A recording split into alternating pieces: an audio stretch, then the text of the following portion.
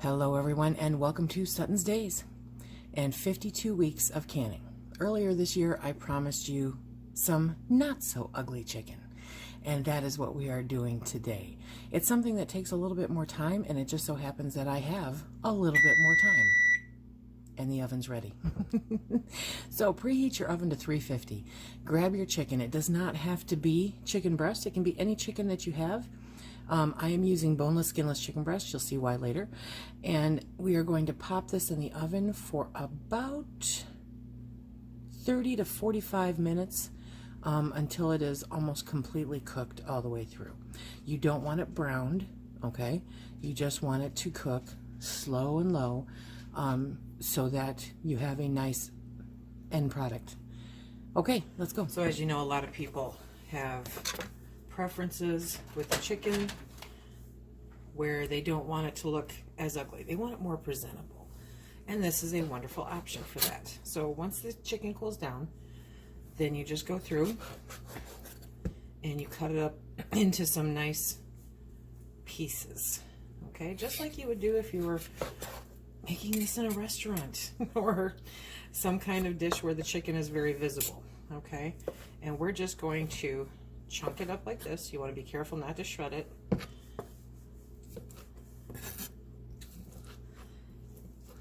And then we will place it into the jars.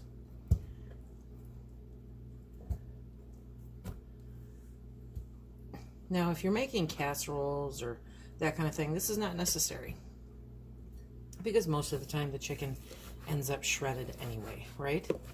But if you have it sitting in a dish where the chicken is very visible, then maybe sometimes you want some not so ugly chicken. Okay, and this is when that comes in handy. You're not going to pack it into the jars quite like you would. This is more like the meatballs. Okay, you're going to put them, the chicken pieces, into the jars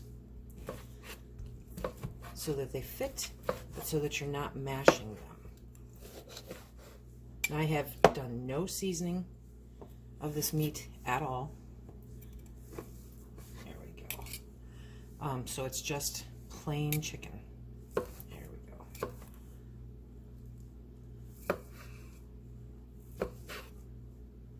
The seasoning, I still believe, should happen after you open the jar, when you're making whatever it is that you're making. But in this case, much like with the meatballs, we're going to be adding some bouillon into the jar.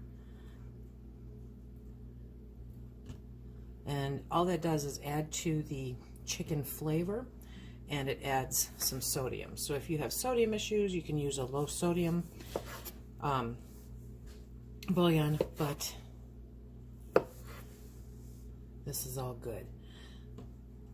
Okay, so we're going to get these chopped up, and we're going to fill these jars and maybe munch a little. Okay, I managed to get all but one chicken breast in there. That's fine. But now I'm going to add about a tablespoon of bouillon, a little less, see what I'm doing, to each jar. And I have some hot water, or I have some water heating up on the stove, because that's what we're going to pour into this. We're going to put hot jars into hot water. So as soon as that water is heated up, I'll start filling the jars. So we've got the canner heating up with water in it, and we've got a pot of hot water here. And I am going to ladle this into the jars. Not quite sure where my normal ladle is, but we will use this one. Okay. Now, I did not make up the broth ahead of time because I just don't know how much I'll end up using. So for me, it's easier just to put it directly into the jars. Okay. You want to leave an inch headspace. Now, I know I'm going to get the question, so what would you use this for? How is this different? Well, you know, when you pull ugly chicken out of the jar, it's basically shredded. It's a shredded chicken. So this will shred if you're not careful when you're pulling it out of the jar. But if you just turn it upside down. Save the, you can use the broth in here for making gravy or whatever. But it won't, if you're careful pulling it out of the jars, then it will not shred the same way that ugly chicken does. It will be very tender, very shreddable, but it'll still be in chunks. Okay, you are going to want to get in there and debubble a little bit. Okay, just kind of shake stuff up.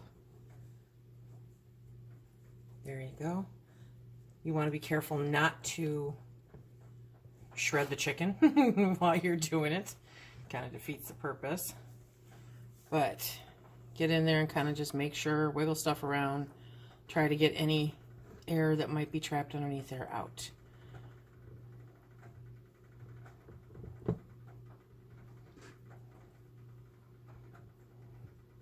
A lot of people eat with their eyes, and I get that. I don't think ugly chicken is really ugly. It was just something that I came up with because it just really didn't make sense to me. But a lot of people do have issues with the way that it looks when it comes out of the jar. So this is another way to can chicken so that it is more aesthetically pleasing for the person looking at the jars. Me, I see chicken in a jar, I don't much care what it looks like. Okay, so we've wiped down all the rims, and now we're going to put the lids on.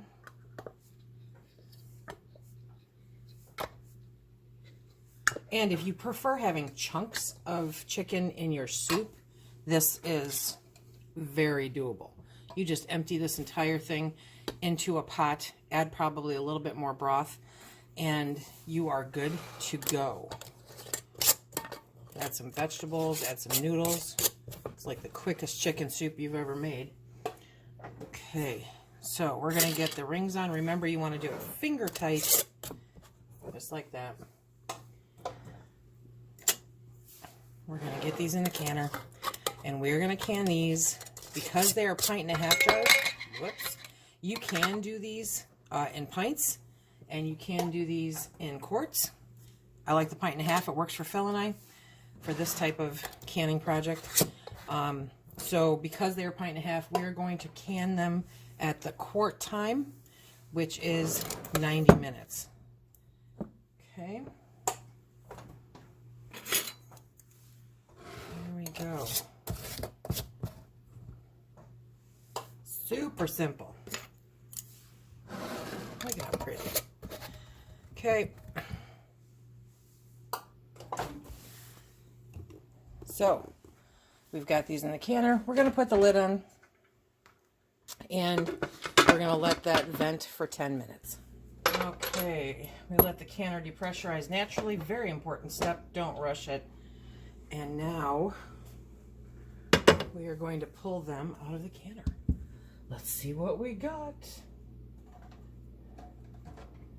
Oh, look at that. Beautiful. There are a lot of ways to use this. Admittedly, it's not a way that I normally can chicken. And I really probably won't do it a bunch.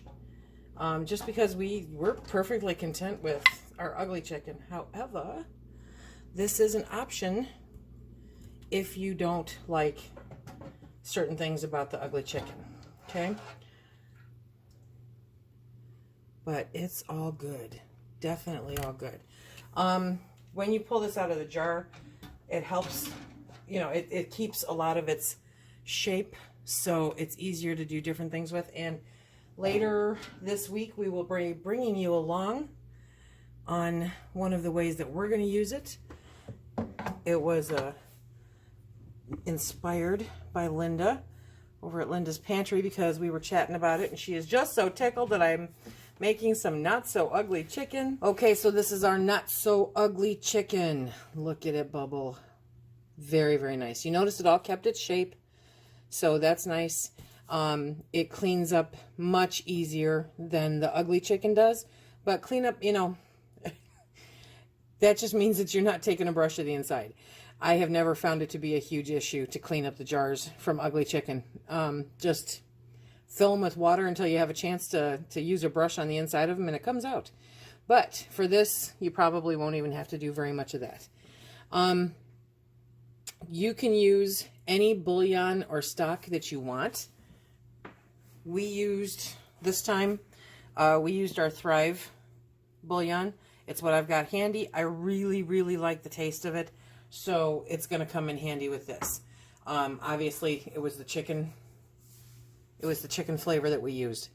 And that's all that's in that jar. So it does add sodium, it does add some flavor, but it's a chicken flavor, so that's not anything unusual. And you can still use this for absolutely anything that you want.